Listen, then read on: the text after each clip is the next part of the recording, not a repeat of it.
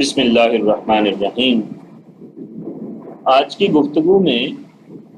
ہمارا موضوع مواخات مدینہ کا واقعہ ہے۔ مواخات عربی زبان کا لفظ ہے جس کا مطلب ہے باہمی بھائی چارہ۔ مواخات کا واقعہ ہجرت مدینہ کے فوراً بعد یکم ہجری یا پہلے سنہ ہجری میں ہی پیش آیا اور یہ واقعہ رسول اللہ صلی اللہ علیہ وسلم کی حکمت انقلاب کی اہم ترین کڑی ہے۔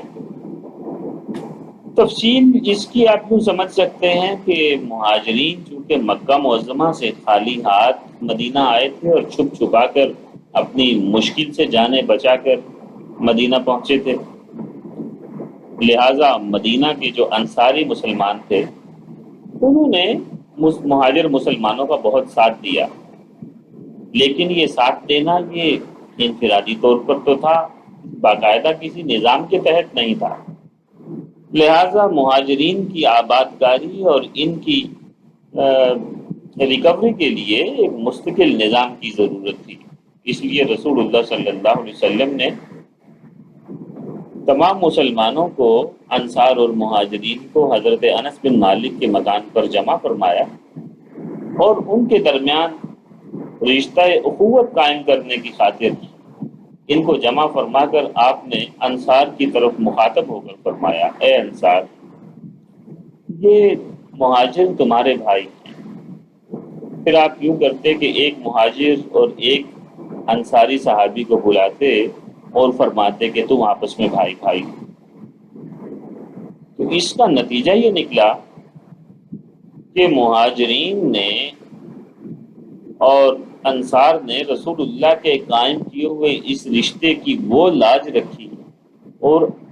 انصار نے ایثار و قربانی کی وہ مثالیں قائم کی کہ جن کی مثال رہتی دنیا تک ملنا مشکل ہے۔ انصار نے اپنی تمام زمینیں اور باغات کو برابر تقسیم کر کے اپنا آدھا حصہ خود رکھا اور آدھا مہاجر بھائیوں کو دے دیا۔ رسول اللہ صلی اللہ علیہ وسلم نے یہاں پر بھی ایک کمال نصیحت فرمائی۔ آپ نے فرمایا کہ جو جائیدادیں ہیں یا مال ہے یا باغات ہیں اس کے مالک انصار ہی رہیں گے، ہاں کام سب مل کر کریں گے، انصار اور مہاجر بھائی دونوں مل کر کام کریں گے۔ جب مل کر کام کریں گے تو کام زیادہ ہوگا، پیداوار اچھی ہوگی تو آمدن بڑھے گی، آمدن بڑھے گی تو آمدن دونوں بھائی مل کر آپس میں بانٹ لیں گے، جس سے دونوں بھائیوں کو سہولت کے ساتھ، عزت اور خودداری کے ساتھ زندگی گزارنا آسان ہو جائے۔ تو یہ اتنی خوبصورت مثال تھی کہ اللہ تعالیٰ نے قرآن کریم کے اندر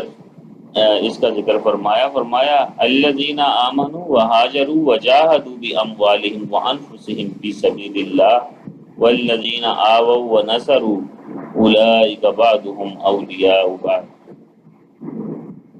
یعنی جو لوگ ایمان لائے اور اللہ کے راستے میں ہجرت کی اور اللہ کے راستے میں اپنی جان اور مال سے جہاد کیا، اور وہ لوگ جنہوں نے ان لوگوں کو پناہ دی اور مدد کی، وہی دراصل ایک دوسرے کے ساتھ۔ تو یہ ہجرت مدینہ کے بعد جو مواخات مدینہ کا واقعہ ہوا، یہ اس کا ایک مختصر سا تعارف تھا۔ اب ذرا مختصر سے الفاظ میں ہم یہ بھی جائزہ لے لیتے ہیں کہ مواخات مدینہ کے واقعے سے کیا نتائج حاصل ہوئے، فائدہ کیا ہوا یہ سب کچھ کرنے کا۔ تو اس کے فوائد کی اگر ہم بات کریں تو ایک سب سے بڑا اور بنیادی نوعیت کا فائدہ جو کہ مقصود بھی تھا وہ یہ حاصل ہوا کہ اس سے مہاجر مسلمانوں کے معاشی مسائل ختم ہو گئے، وہ آباد ہو گئے اور معاشرے کا باعزت حصہ بن گئے، ورنہ معاشی پریشانیاں مہاجرین کو بہت نقصان پہنچاتی اور ہو سکتا ہے کہ اس کے نتیجے میں بعض لوگوں کے دل میں اسلام سے لگاؤ میں شاید کمی بھی شیطان کی طرف سے ڈالی جاتی کہ اسلام قبول کیا تو دیکھیں بے گھر ہو گئے، مال و دولت کچھ نہ رہا، بھیک مانگنے تک نوبت آ گئی۔ اور دوسرا یہ کہ مہاجرین چونکہ زیادہ تر تجارت پیشہ تھے، انہوں نے مدینہ میں دوبارہ تجارت شروع کر دی، اور انصار چونکہ اپنی زمینوں اور باغات سے ان کو باقاعدہ حصہ دیتے تھے، اور حتیٰ کہ ابتدا میں جو مسلمانوں کو کچھ مدینہ کے باغات ملے وہ بھی مہاجرین میں تقسیم کر دیے گئے، جس کی وجہ سے وہ جلدی سنبھل گئے، اور مسلمان جو تجارت کرتے تھے ان کی تجارت میں بھی اللہ نے بہت برکت دی، اور وہ بہت جلدی خوشحال ہو گئے۔ اور مہاجرین نے فتح خیبر کا جب واقعہ ہوا تو اس کے بعد انصار سے جو بھی باغ یا زمینیں اور اس طرح کی چیزیں لی ہوئی تھیں وہ سب ان کو واپس کر دی، کیونکہ اب مہاجرین خود اپنے پاؤں پر کھڑا ہو چکے تھے۔ دوسرا فائدہ مسلمانوں کو مواخات کا یہ ہوا کہ انصار اور مہاجرین بھائی بھائی بن گئے۔ کسی بھی معاشرے کی یکجہتی کا انحصار اس بات پر ہوتا ہے کہ اس کے افراد کا باہمی تعلق کیسا ہے۔ تو مہاجرین انصار کے باہمی تعلق نے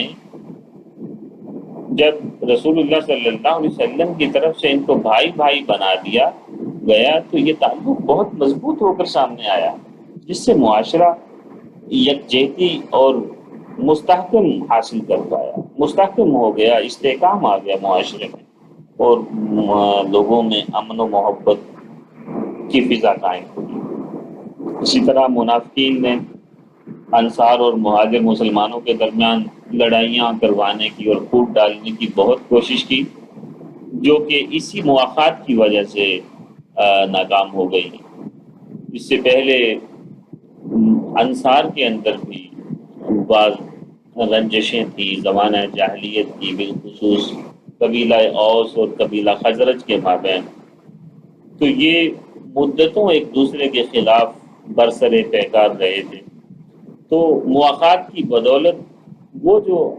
زمانہ جاہلیت کی عصبیت کے ذرات باقی تھے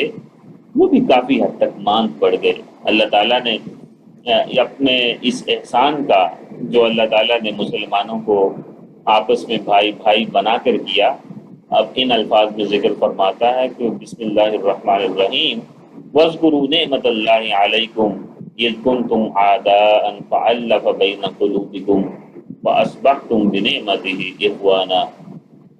اور اللہ کی اس نعمت کو یاد کرو جو اس نے تم پر کی کہ تم ایک دوسرے کے دشمن تھے، لیکن اس نے تمہارے دلوں کو جوڑ دیا، جس کی وجہ سے تم آپس میں بھائی بھائی بن گئے۔ تیسرا بڑا فائدہ یہ ہوا کہ مواخات نے قبائلی عصبیت کا خاتمہ کر دیا، ورنہ عرب معاشرے میں نسلی عصبیت بہت زیادہ تھی، جس نے اس معاشرے کو بالکل برباد کر کے رکھ چھوڑا تھا۔ مواخات سے مختلف قبائل کے لوگ آپس میں بھائی بھائی بن گئے، جس کی وجہ سے قبائلیت پیچھے رہ گئی، اور اسلام کا رشتہ یہ غالب طور پر سامنے آیا، جس سے اسلامی معاشرے کی تشکیل بہت آسان ہو گئی۔ اور ایک اور فائدہ جو اس معاہدے کا یہ ہے وہ کہ اس وقت سے لے کر آج تک مسلمانوں میں ایک دوسرے کی مدد کرنے کا، بالخصوص جو کمزور طبقات ہوتے ہیں ان کی مدد کرنے کا ایک جو سلسلہ شروع ہوا، الحمدللہ وہ آج تک چلا آتا ہے۔ اس کی مثال ہم اپنے ارد گرد بھی دیکھتے ہیں کہ جب بھی کہیں پر کسی علاقے میں کوئی مصیبت ٹوٹتی ہے، کوئی زلزلہ آتا ہے، کوئی سیلاب آتا ہے، تو مسلمانوں کے تمام گروہ اپنی حیثیت اور استطاعت سے بڑھ کر اپنے ان متاثر بھائیوں کے لیے قربانی اور ایثار کا جذبہ جو ہے اس کا مظاہرہ کرتے ہیں۔ تو یہ بھی اسی کا فیضان ہے، اسی ایثار کا فیضان ہے جو آج تک چلا آتا ہے، جو کہ انصار صحابہ نے مہاجر بھائیوں کے لیے کیا تھا۔ تو یہ چند ایک فوائد تھے جو مواخات مدینہ سے ہم بالکل بادِ نظر میں سمجھ سکتے ہیں۔ اللہ تعالیٰ سے دعا ہے کہ مسلمانوں کو آج بھی ایک دوسرے کے لیے ویسا ہی ایثار کرنے والا بنا دے، وہی سپرٹ عطا کر دے، وہی بھائی چارہ عطا کر دے جیسا کہ انصار اور مہاجرین کے درمیان تھا، تاکہ مسلمان پھر سے ایک قوم، ایک امت کے طور پر ابھریں اور لوگوں کو اسلام کی جو تطبیق ہے اس کا ایک عملی فائدہ عملی طور پر دکھا سکیں، تاکہ لوگ بھی جاہلیت اور کفر کی جو ظلمتیں ہیں ان میں بھٹک رہے ہیں، جب وہ اسلام کے نور کا عملی زندگی میں مشاہدہ کریں گے تو ان کے لیے بھی آسان ہوگا کہ کفر کی تاریکیوں سے نکل کر اسلام کے جھنڈے تلے جمع ہو کر اس کی نورانیت سے اپنے قلوب کو، اپنی زندگی کو منور کریں، اپنے نظریات کی تطہیر کریں۔ اللہ تعالیٰ سے دعا ہے کہ ہمیں اس کے لیے کوشش کرنے کی توفیق عطا فرمائے۔ آمین وآخر دعوانا ان الحمد للہ رب العالمین۔